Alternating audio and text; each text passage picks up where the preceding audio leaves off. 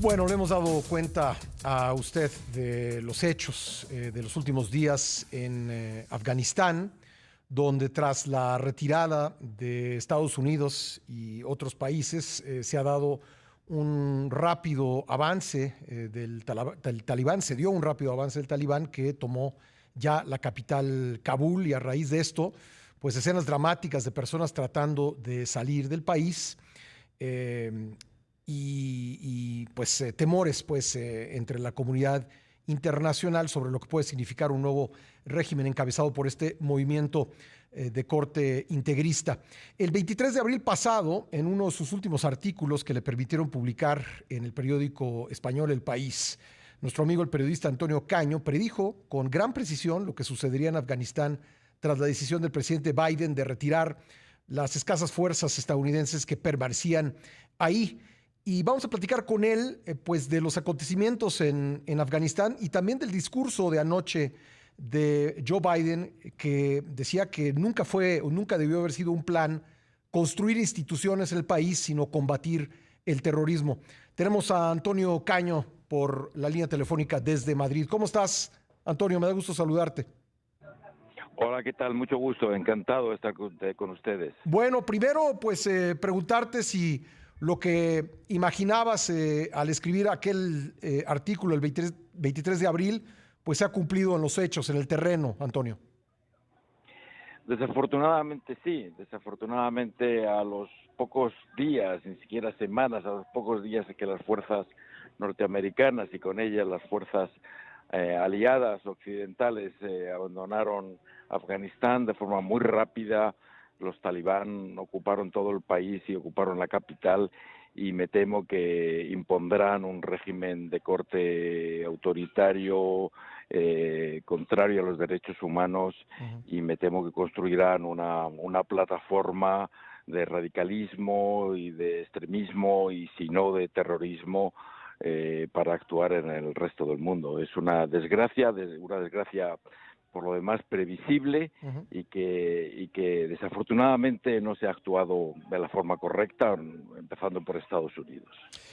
Por cierto, sobre esto último que dices, leo algunos colegas afganos diciendo, bueno, pues ese es el momento en que el talibán pues demuestre que no es aquello que se dice de él.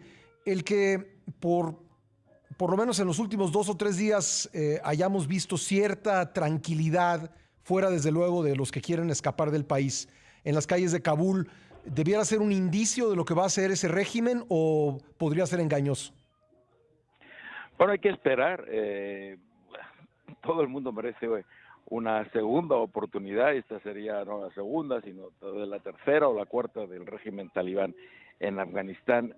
La naturaleza de este pensamiento, de este sistema es antidemocrática y por tanto es muy difícil que pueda corregir lo que está en la propia naturaleza de su visión del mundo, de su visión de la sociedad, y fuera de, como te decía, fuera de las oportunidades que cualquiera merece. Y bueno, ellos van a gobernar el país y van a tomar las decisiones y hay que confiar en última instancia en que sea de forma correcta. Mi pronóstico es pesimista y mi pronóstico es que los afganos y sobre todo las afganas van a volver a un tiempo negro, un tiempo muy oscuro de represión y de falta de libertades. Antonio, ¿qué te pareció el discurso de ayer de Joe Biden?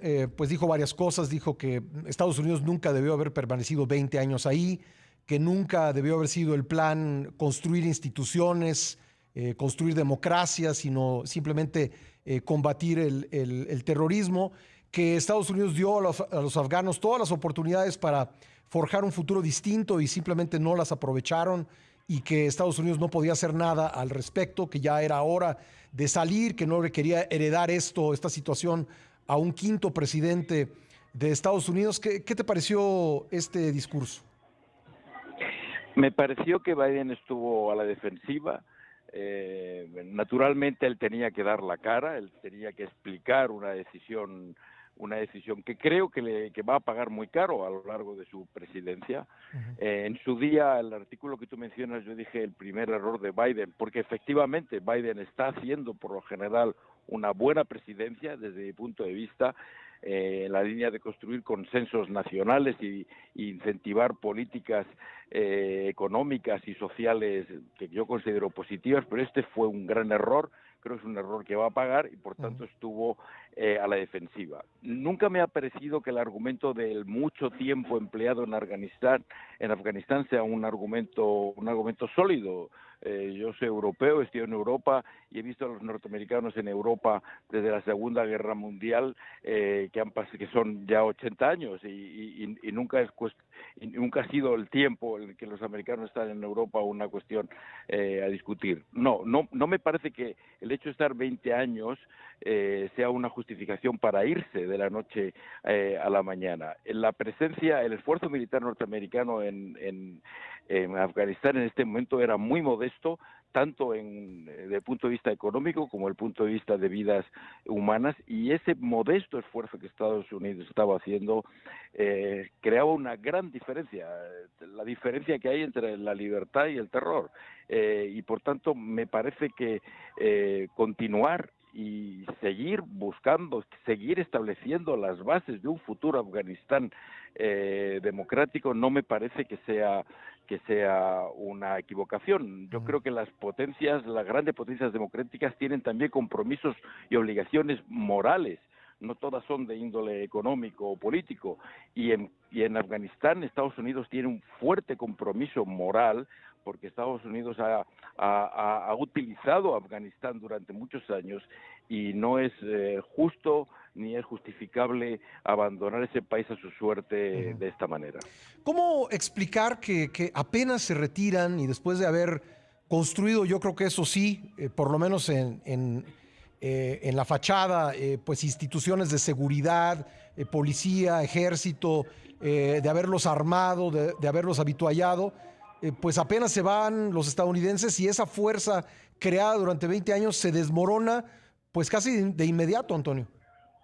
Bueno, evidentemente no estaba suficientemente creada, no estaba bien criada. Estados Unidos no ha dedicado 20 años de esfuerzos a construir un ejército afgano y una sociedad civil fuerte en Afganistán. La mayor parte de ese tiempo Estados Unidos ha estado dedicado a perseguir a sus propios enemigos. No todo ese esfuerzo ha sido para construir un Afganistán sólido y próspero. Evidentemente no se había conseguido todavía. Y evidentemente los talibán eran una fuerza importante y superior a la del ejército afgano. Pero fíjate que la sola presencia de ese pequeño contingente de fuerzas internacionales, esos pocos miles de fuerzas internacionales, era suficiente para enviar, si no desde el punto de vista militar, desde el punto de vista político, un mensaje al talibán de que el mundo no va a permitir que el talibán vuelva a conquistar Afganistán. Y ese mensaje estaba claro, y ese mensaje ahora es exactamente el contrario. Ese mensaje ahora es: el mundo va a permitir que los talibán vuelvan a tomar el poder y por tanto vuelvan a actuar como siempre actuaron, y no solamente eso, vuelvan potencialmente a construir en Afganistán una base desde la que el radicalismo islámico pueda actuar en otras partes del mundo.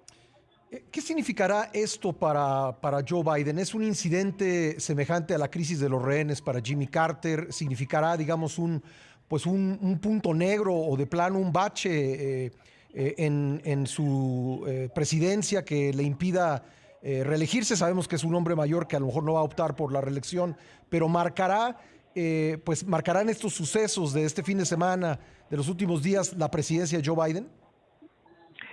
Es pronto para saberlo en toda su dimensión, pero sí es un asunto grave. Cuando en abril Biden anunció la decisión de retirada, nadie prestó una gran atención.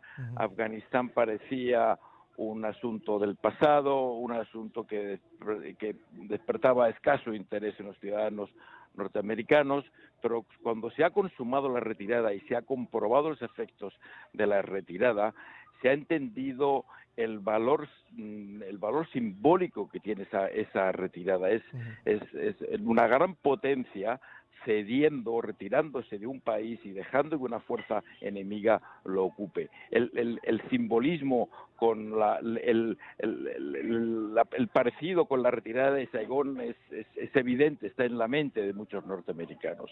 Es verdad que los norteamericanos están cansados de guerra, que las generaciones actuales no piensan como las anteriores, que hay generaciones nuevas que no quieren ver a su país involucrado en guerras lejanas, pero todo el mundo entiende que eso significa al mismo tiempo un retroceso importante del valor de Estados Unidos como potencia mundial, y eso de alguna forma creo que va a marcar la presidencia de Biden de forma negativa, inevitablemente. El problema fue salir, algo que pues ya, digamos, un paso que ya había dado Donald Trump, o el problema fue la implementación de la salida, o ambas cosas. Es que ¿quién puede justificar una medida sobre la base de que lo había firmado Donald Trump? Ni el propio Donald Trump habría respetado un acuerdo firmado por él mismo. No, realmente Biden debería de haber revertido ese acuerdo firmado por Donald Trump. Es verdad que esa es la base legal sobre la que se puede justificar la retirada, pero Biden debería haber revertido ese acuerdo firmado por Donald Trump, que era un acuerdo mal negociado, y debería de haber construido una nueva política, una propia política sobre Afganistán, en el que la retirada fuera desde luego más larga y condicionada a otras circunstancias. De ninguna forma podían quedar abandonados los afganos a su suerte, incluidos los que han sido traductores del ejército afgano durante tantos años, miles y miles de población civil que han trabajado para los norteamericanos como empleados, como camareros, como asistentes, y que ahora están simplemente en peligro de muerte. De ahí las escenas pavorosas que se han visto estos días de gente tratando de huir, arriesgando su vida al límite. Ahora, el vacío que deja Estados Unidos en Afganistán, ¿lo llenará China? ¿Lo llenará Rusia? ¿Lo llenará Irán? En política ningún vacío se queda sin llenar, lo van a llenar efectivamente los países que estás mencionando, y no solamente en Afganistán. Esto es todo un mensaje para Oriente Próximo, y no solo para Oriente Medio, es un mensaje para Ucrania, es un mensaje para tantos países, tantas sociedades que se sienten amenazadas por el totalitarismo, que se sienten amenazadas por ideas no liberales en estos años, en estos tiempos tan convulsos, en los que se necesita, creo yo, tanto como nunca o más que nunca, una potencia y una fuerza internacional, y un consenso internacional a favor de la democracia y de la libertad. Y también desde este punto de vista algo más genérico, tiene importancia y trascendencia este episodio de Afganistán. Y finalmente, dado que la razón por la que entró Estados Unidos ahí hace casi 20 años fue porque ahí presuntamente o incluso de manera documentada se formaron, se formó Al Qaeda, tuvo una base de operación Al Qaeda. ¿Crees que este territorio montañoso vuelva a ser pues un semillero, un lugar de entrenamiento de terroristas con ambiciones de llevar pues su mensaje integrista a otros países? Desgraciadamente, nadie va a poder evitarlo en Occidente, porque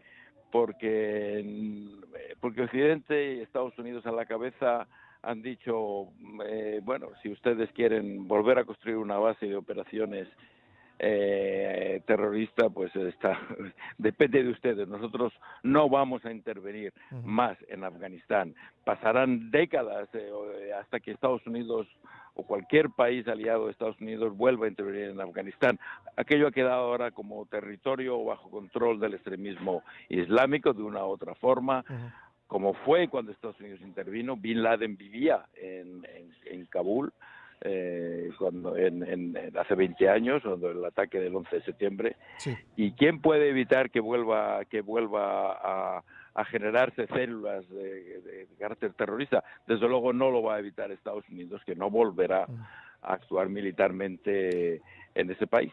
Pues Antonio, siempre un gusto conversar contigo. Te mando un abrazo desde México. Un fuerte abrazo desde España a ti, Pascal, y a todos tus oyentes. Gracias, Antonio Caño, periodista.